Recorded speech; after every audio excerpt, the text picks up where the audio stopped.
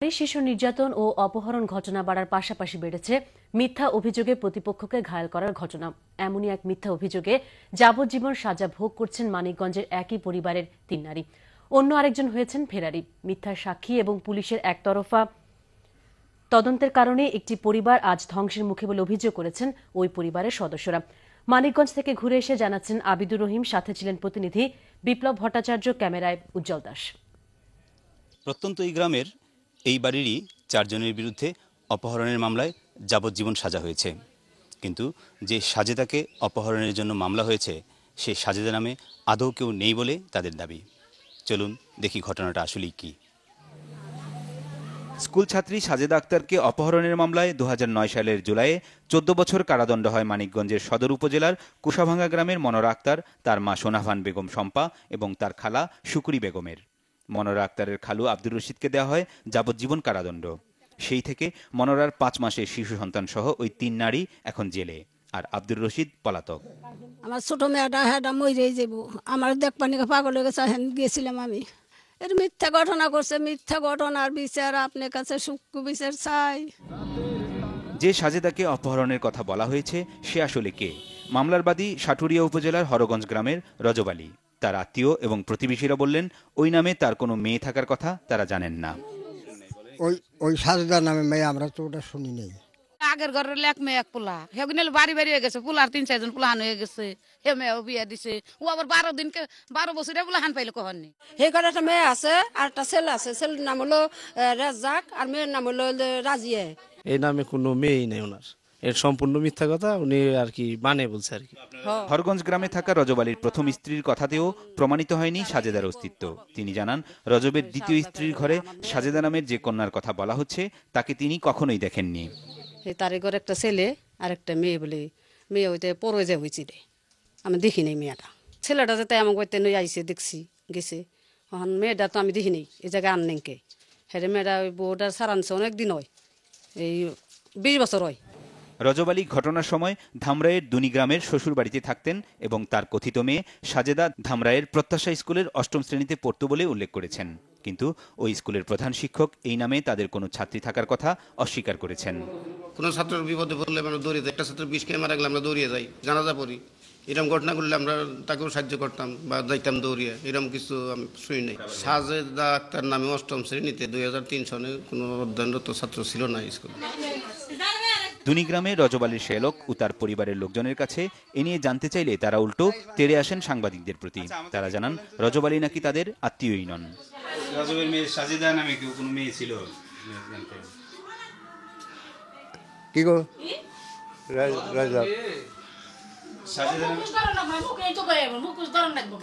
Police কোনো তদন্ত না করেই মন গড়া চার্জশিট দিয়েছে বলে দাবি করেছেন সাজা পাওয়াদের আত্মীয়রা।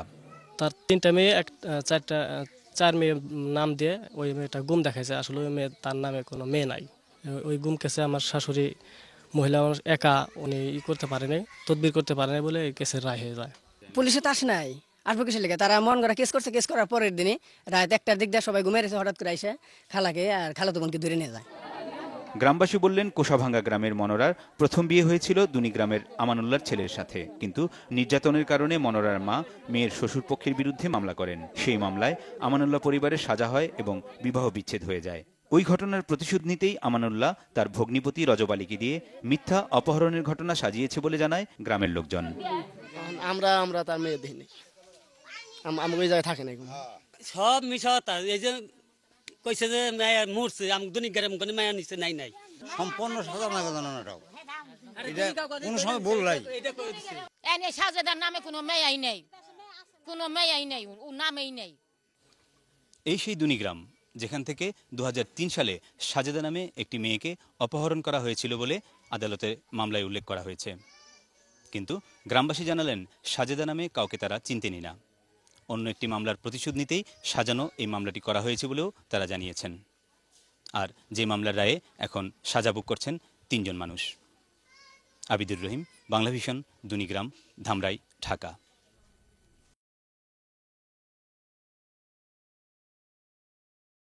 সাজানো অপহরণ মামলায় মানিকগঞ্জে 4 জনের যাবজ্জীবন সাজার ঘটনায় বিস্ময় প্রকাশ করেছেন মানবাধিকার কর্মীরা। বাংলাভিশনের সংবাদ প্রচারের পর এই ঘটনার তদন্ত এবং ক্ষতিগ্রস্তদের জন্য লড়ার কথা জানিয়েছে মানবাধিকার বাস্তবায়ন সংস্থা। 4 জনের সাজা পাওয়া নিয়ে বিস্ময় প্রকাশ করেছেন মামলায় সে সময়ের আসামি পক্ষের আইনজীবীও। আবিদুর রহিমের রিপোর্ট।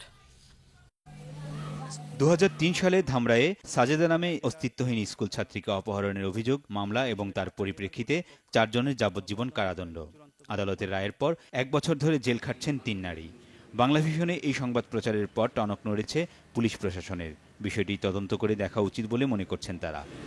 আমি নিজেও মামলার বাদী এবং বিবাদের উভয়েরই স্থায়ী এলাকায় গিয়েছিলাম, জনসাধারণের সাথে কথা বলেছি। মামলাটির যেহেতু রায় হয়ে গিয়েছে এবং মামলাটি ঢাকা জেলার ধামরাই থানার অন্তর্গত, এই বিষয়ে ঢাকা জেলার কর্তৃপক্ষই বলতে পারবেন মামলা তদন্ত কার্য কিভাবে সম্পন্ন হয়েছিল। ঘটনার তদন্ত এবং ক্ষতিগ্রস্ত পরিবারটির পক্ষে লড়তে আগ্রহ প্রকাশ করেছে মানবাধিকার বাস্তবায়ন সংস্থাও।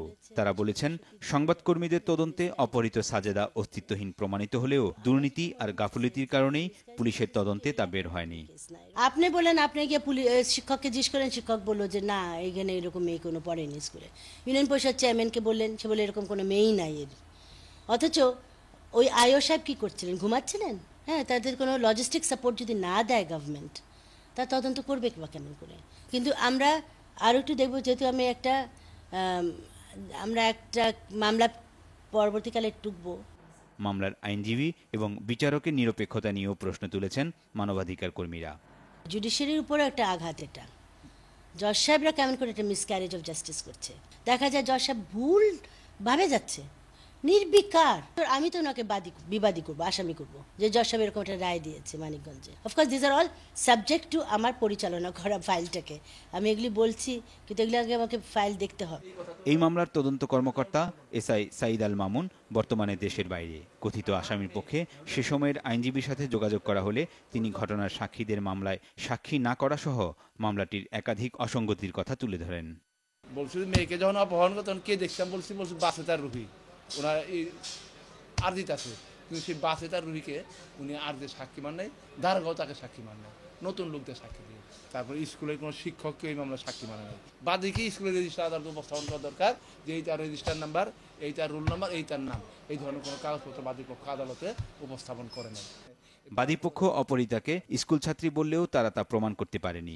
তা সত্ত্বেও সে সময়ের বিচারক বিমল চন্দ্র শিকদার কিভাবে এই যাবজ্জীবন সাজার রায় দিলেন তাতে বিস্ময় প্রকাশ করেছেন এই আইনজীবী। জজ সাহেব তার রায় বলছে যে স্কুলের শিক্ষক সাক্ষী দেয় না, রেজিস্টার দেয় না, বলার পরও সে সাজা দিয়ে দিচ্ছে।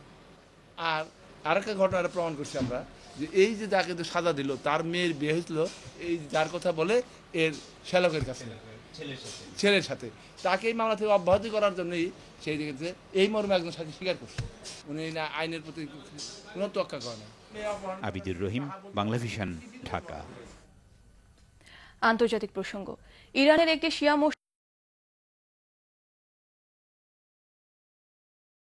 মানিকগঞ্জে মিথ্যা অপহরণ মামলায় যাবজ্জীবন সাজা পাওয়া 3 নারীকে জামিনে মুক্তি দেওয়ার নির্দেশ দিয়েছে হাইকোর্ট। গত 12 জুলাই বাংলাভিশনে মিথ্যা মামলায় নিম্ন আদালতে 3 নারীর যাবজ্জীবন হওয়া নিয়ে একটি সরেজমিন প্রতিবেদন প্রচারিত হয়।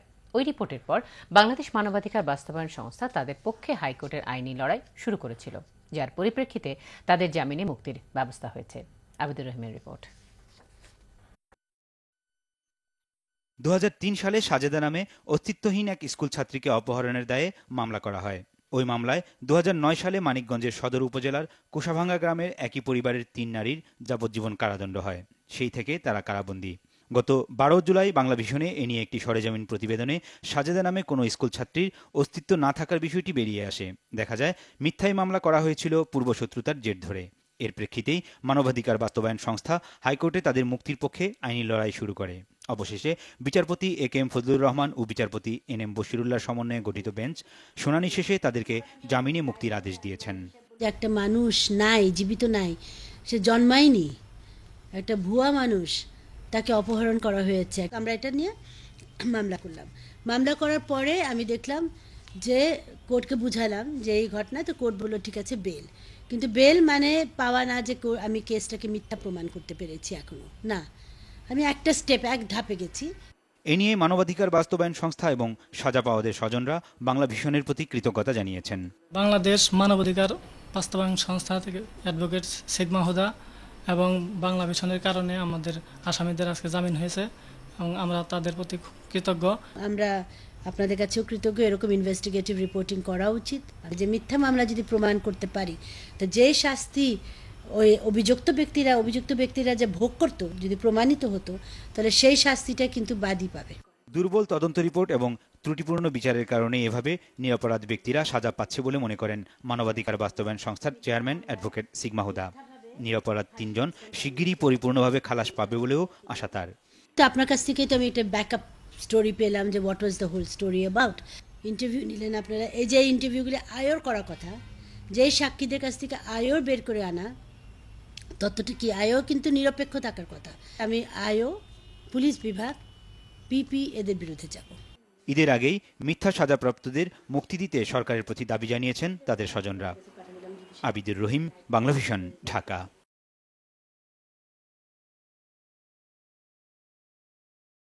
অবশেষে ছাড়া পেলেন মিথ্যা অপহরণ মামলায় সাজা পাওয়া মানিকগঞ্জের 3 নারী।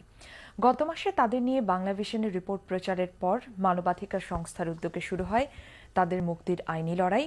আর এরই সফল পরিণতিতে শুক্রবার কাশিমপুর কারাগার থেকে তারা বের হয়ে আসেন। আবেগ আপ্লুত এই 3 জন তাদের কৃতজ্ঞতা জানিয়েছেন বাংলা ভিশনের প্রতি। উজ্জ্বল দাসের ক্যামেরায় আবিদুর রহমের রিপোর্ট।